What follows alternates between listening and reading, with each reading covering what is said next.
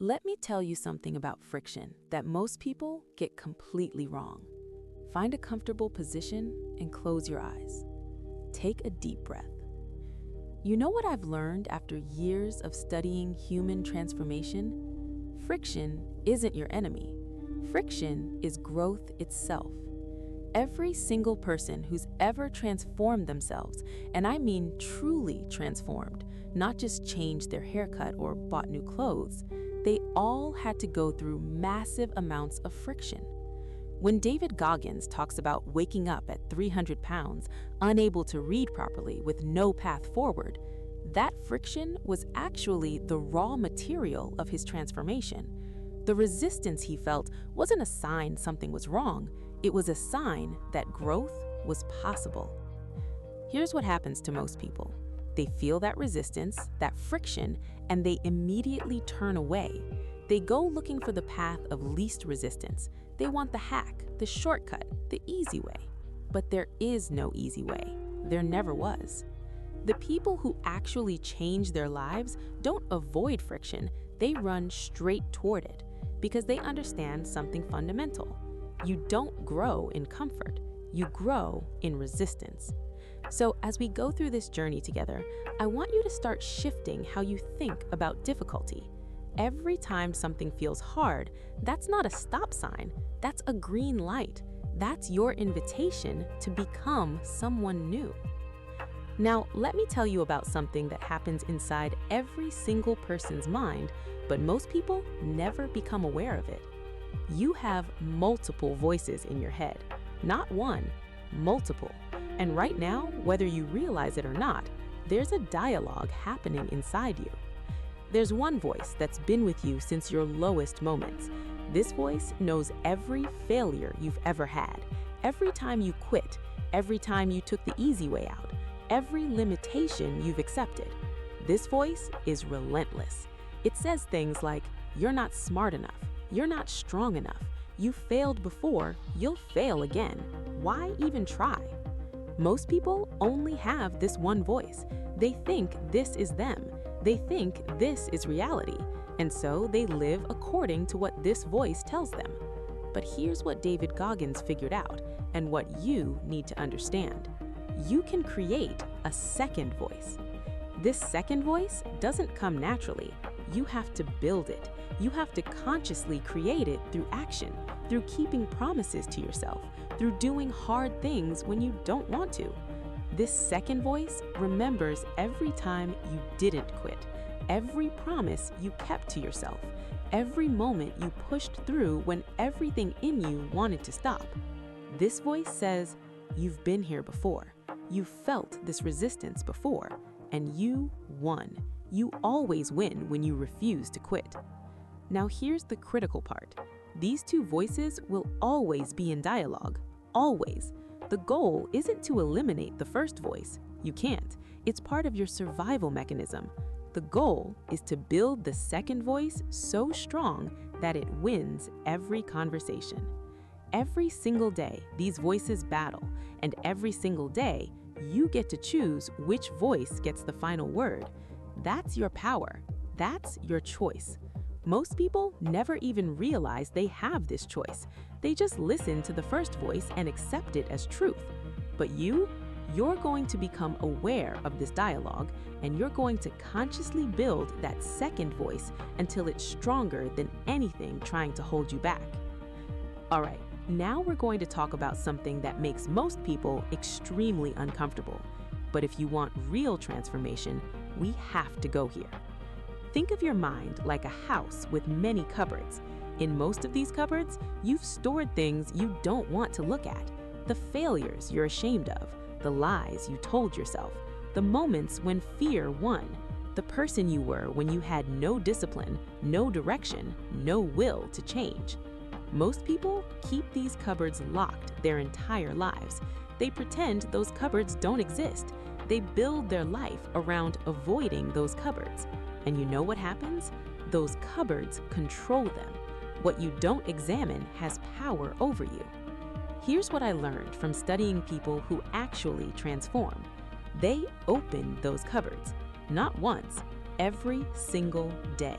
They do what David Goggins calls spring cleaning in the dungeon. Now, you don't have to open every cupboard right now. Let's start with just one, the one that's been weighing on you the most, the one you've been avoiding the longest. What's in there? Maybe it's a moment when you gave up on something important. Maybe it's a lie you've been telling yourself for years. Maybe it's a time when you let fear make your decisions. Maybe it's the person you were when you had no discipline, no direction, no will to change. Look at it. Really look at it. Don't turn away, don't minimize it, don't make excuses. This is your truth. This is what you're working with. You know where your real power lives? Not in the victories you post on social media, not in the highlights you share with friends. Your power lives in the dungeon, in your willingness to go back to the darkest, scariest places in your mind and clean them out. Again and again and again. This is what separates people who talk about changing from people who actually change. The talkers avoid the dungeon. The doers, they spend time there every single day. They open those cupboards, they look at what's inside, and they clean it out. Not once a year in some therapeutic breakthrough, every single day. Because here's the truth, those cupboards get dusty, the demons come back, the fears resurface, so you have to keep cleaning. This isn't a one-time thing, this is a daily practice. Let me tell you about a different kind of cabinet that most people never build. Look, everybody wants motivation. Everybody wants to feel fired up and ready to go. So what do? They look outside themselves. They need the energy drink, the pre-workout supplement, the motivational video, the pat on the back, the likes on social media, someone to tell them they're doing great. But here's the problem. That motivation disappears the moment the external source is gone. The video ends, the compliment fades, the energy drink wears off, and they're right back where they started, needing another hit from the outside. People who truly transform themselves build something completely different. They build what I call an internal medicine cabinet, and this cabinet is stocked with something far more powerful than any external motivation. Every time you do something hard, something you genuinely don't want to do, you're adding medicine to this cabinet. Every time you overcome resistance, every time you choose the difficult path when the easy one is right there, every time you keep going when everything in you is screaming to quit, you're stocking that cabinet with proof. Not inspiration, proof. Proof that you can do hard things, proof that you've overcome before, proof that when you commit to something, you follow through. Think about it right now. What's already in your medicine cabinet? What have you already overcome in your life? What hard things have you already done? When did you surprise yourself with your own strength? Those moments, those are your medicine. And whenever you need strength, you don't need to look outside yourself. You don't need someone else to pump you up. You reach into this internal cabinet, you pull out those memories, and you remind yourself, I've done hard things before. I can do them again. This is what David Goggins discovered when he was alone at 300 pounds with nobody believing in him. He realized that the only sustainable power comes from inside, from the work you do when nobody's watching, from the promises you keep to yourself when it would be easier to break them. That's real power, not what someone gives you, what you build for yourself in the darkness alone. Now I want to talk about where real transformation actually happens. And I guarantee this isn't where you think. It doesn't happen on stage. It doesn't happen when people are watching. It doesn't happen in the Instagram post or the Facebook update or the conversation where you tell everyone about your goals. Real transformation happens in the unseeing work. It happens at 2 a.m. when you can't sleep because your mind is going over something you need to learn. It happens at 5 a.m. when you get up before the world wakes up. It happens in those hours when you're completely alone with your thoughts and your discipline. This is where you actually build yourself. This is where the real warrior emerges. You know why? Because when you do the work alone, when there's nobody there to cheer you on, when there's no applause, no recognition, no external reward, that's when you're building real strength. That's when you're creating authentic confidence. See, those false dopamine hits from external validation, they feel good in the moment, but they disappear the second the attention is gone. You're left needing another fix, like an addict. But the work you do alone, the discipline you maintain when nobody's watching, the standards you hold yourself to in the dark, that builds something permanent. That builds something real. That's why David Goggins can stand in front of 10,000 people and speak with absolute certainty. Not because people believe in him, because he believes in himself. And that belief comes from thousands of hours of unseeing work. Work that nobody witnessed, work that nobody applauded, work that he did simply because he promised himself he would do it. Most people will never understand this. They're too busy posting about their workout instead of actually working out. They're too busy talking about their goals instead of doing the work to achieve them. They're too busy seeking validation instead of building real competence. Don't be most people. Commit right now to becoming your own source of power. Don't wait for external motivation. Don't need someone to push you. Don't require applause to do what you know you need to do. Show up for yourself every single day, whether anyone notices or not. Here's something that's going to sound strange, but stay with me. Before you can learn to win, you have to learn how to fail. Nobody talks about this. Everybody wants to talk about victory, achievement, success stories, before and after photos, but they skip the most important part. How do you fail without being destroyed by failure? Let me tell you what David Goggins understood when he was 300 pounds trying to become a Navy SEAL. He looked at that goal and realized, I'm going to fail many, many times. That wasn't pessimism, that was reality. When you're starting from the bottom, when the gap between where you are and where you want to be is massive, you're going to face constant failure. You're going to get injured, you're going to have setbacks, you're going to have days where you can't do what you planned.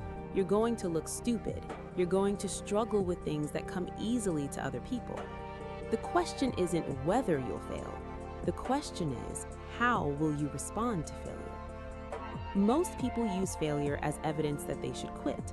They try something, it doesn't work, and they go, see, I knew I couldn't do it. This isn't for me, and they stop. But what if you used failure differently? What if every failure was just information, data about what doesn't work, bringing you closer to discovering what does work? This is what I call failing properly. When you fail properly, you don't sit in the failure, you don't wallow, you don't use it to confirm your limiting beliefs. You examine it, you learn from it, you adjust, and you go again. Goggins taught himself how to fail first before he ever tasted real success, because he knew that the path to winning was going to be paved with failures, and if he didn't know how to fail without being destroyed, he'd never make it. So let me ask you, how do you handle failure? Do you let it stop you, or do you let it teach you? Because here's the truth. The person who learns to fail properly, who can get knocked down and get back up again and again and again, that person is unstoppable. Not because they never fail, because they never stay down. You want to build that person, starting right now, starting today. Now I need to tell you about something that most people completely misunderstand about discipline and willpower. They think it's something you build once and then you have it forever. Like you reach a certain level of discipline and then you're good, you're set, you can coast from there. That's completely wrong. Willpower is a perishable skill. It's like a muscle. If you don't use it, you lose it. And I'm not talking about using it occasionally. I'm talking about using it every single day. There's actually a brain structure called the anterior mid-cingulate cortex. Scientists have discovered that this area of the brain grows when you do things you don't want to do. But here's the critical part. It also shrinks when you stop. So if you only do things you've learned to love, if you only choose activities that feel good, your willpower starts to atrophy. Even if you're doing hard things, if you've learned to enjoy those hard things, they're not building your willpower anymore. This is why David Goggins, at 49 years old, still runs even though his knees are destroyed, still does things he hates, still puts himself in uncomfortable situations, because the day he stops choosing difficulty is the day his willpower begins to die. Now, listen carefully. This means that every single day you need to do something you don't want to do. Not something hard that you've learned to love, not something challenging that makes you feel good about yourself, something you genuinely don't want to do. Maybe it's studying when you'd rather scroll your phone. Maybe it's going to the gym when you'd rather stay in bed. Maybe it's having a difficult conversation when you'd rather avoid it. Maybe it's sitting with your thoughts instead of distracting yourself. Whatever it is, it has to be something that creates resistance, something that makes you uncomfortable, because that's what builds the muscle. And here's what most people don't realize. This never ends. There's no finish line where you get to stop maintaining your willpower. The moment you think you've arrived, the moment you decide you've done enough and you can relax, that's when you're starting to lose ground. This is why Goggins caps his success. He could make way more money if he just did speaking gigs and wrote books, but instead, he goes and fights fires as a smoke jumper for months out of the year, breathing smoke, destroying his body, making no money. Why? Because that's where his willpower lives, in the continued choice of difficulty. Your discipline isn't something you achieve, it's something you practice every single day for the rest of your life. All right, now we're going to actively build that second voice I talked about earlier, because it doesn't just appear, you have to consciously create it through practice. This voice doesn't come naturally. You have to give it words. You have to give it strength through repetition. You have to feed it with evidence. So right now, I want you to speak to yourself the way you need to be spoken to, not the way the first voice speaks to you with doubt and fear and limiting beliefs, the way a coach would speak to you, the way your future self would speak to your current self. Say these things to yourself and mean them. You have done hard things before. Maybe not the specific hard thing you're facing now, but you've overcome obstacles. You've survived every difficult day you've ever had. That's a 100% success rate. You are not the person you were at your lowest. You've already proven you can change. You've already shown you can grow. The evidence is in your past. You just have to look at it honestly. When things get difficult, and they will get difficult, you have a choice. You can listen to the first voice that tells you to quit, or you can listen to this voice that reminds you who you've decided to become. You're the person who goes back into the cold water. You're the person who opens the cupboards. You're the person who does the unseeing work. You're the person who fails properly and gets back up. This is your truth, but you have to speak it. You have to repeat it. You have to believe it until you live it. Most people never create this second voice. They just listen to the first voice their entire lives and wonder why they never change. Don't be most people. Build this voice, feed it, strengthen it, until it's louder than any doubt, any fear, any limitation trying to hold you back. Now let me tell you about a mindset that very few people ever develop, but the ones who do become virtually unstoppable. It's what I call the conqueror's mindset. But this isn't about conquering other people. This isn't about competition or comparison or proving you're better than someone else. This is about conquering yourself every single day. You're in a constant state of war, not with your boss, not with your circumstances, not with the people who doubt you, with yourself, with your own limitations, with your own weaknesses, with your own tendency to settle for less than what you're capable of. And in this war, you have to choose to win. Now listen, winning doesn't feel good in the moment. That's what people don't understand. When you're waking up early to work out, when you're studying, when you'd rather be entertained, when you're choosing the hard conversation over the easy avoidance, it doesn't feel like winning. It feels like suffering. But you do it anyway, not because it feels good, because the alternative is going back to who you were before. And you've already decided you're never going back. The conqueror's mindset means you wake up every day knowing that nothing is given to you, everything has to be earned, and you're willing to earn it. You don't ask for easy, you don't wish for comfortable, you don't hope for convenient. You ask for one thing, the strength to do what you know you need to do, regardless of how you feel about it. Most people are governed by their feelings. They do things when they feel like it. They stop doing things when they don't feel like it. Their feelings are in charge. But you're going to be different. Your commitment is in charge. Your decision is in charge. Your second voice is in charge, not your feelings. So now we're at the end of this journey, but really it's just the beginning. Everything we've talked about today, the friction, the two voices, the cupboards, the internal medicine cabinet, the unseeing work, learning to fail, the perishable nature of willpower, building your second voice, the conqueror's mindset, all of it comes down to one thing: choice. Every moment of every day, you're making choices about who you want to be. Most people don't realize this. They think they're victims of their circumstances, their genetics, their past, their environment. But that's not true. You're making choices constantly. Do you want to be the person who stays comfortable or the person who grows? Do you want to be controlled by your past or do you want to create your future? Do you want external validation or do you want internal strength? These aren't one-time choices. These are choices you make every single day, multiple times a day. And here's what I know about you. You wouldn't be here listening to this if you weren't ready to make a different choice. You wouldn't be seeking this kind of information if you were satisfied with where you are. So make your choice right now.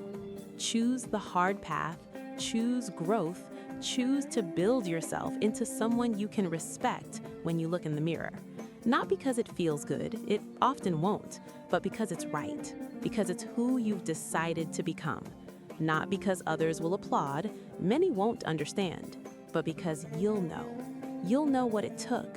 You'll know what you're building in the unseeing hours. You'll know the truth of your own transformation. Take a deep breath in right now.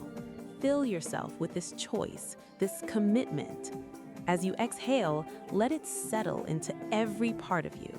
When you open your eyes in a moment, you're going to walk into your day differently. You're going to see the resistance, the friction, the difficulty, and instead of avoiding it, you're going to move toward it. Because you understand now, that's where you become who you're meant to be. Go ahead and slowly start to move.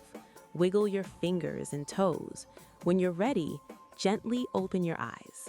Now go build that warrior. Stay hard.